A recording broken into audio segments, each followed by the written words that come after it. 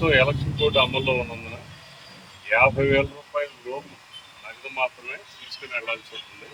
అంతకు మించి నగదు కానీ వస్తువులు కానీ ఏవి తీసుకెళ్ళినా కూడా సరైనటువంటి ఆధారాలు చూపించాల్సి ఉంటుంది. అవి అవసరమైనప్పుడు అక్కడ సమర్పించాల్సి ఉంటుంది. మీరు 50,000 మించి నగదు తీసుకెళ్తున్నందువల్ల ప్రస్తుతం తీసుకెళ్ళడం జరుగుతుంది. ఈ విషయం మీరు ఇక ముందు ఎవరైనా కూడా అంతమించి తీసుకెళ్ళకూడదని చెప్పి నాకు విత్డ్రా చేశారు. ఏ పర్పస్కి తీసుకెళ్తున్నారు దాని రికార్డెడ్ ఎవిడెన్స్ కనుక ఉంటే మీరు అక్కడ రిక్వెస్ట్ చేసి తర్వాత వాళ్ళు వెరిఫై చేసి డబ్బులు ఎక్కడికి ముందు టెంపరీ బ్రేక్ అవ్వాలి. మీరు మొత్తం ఆయన వస్తారు.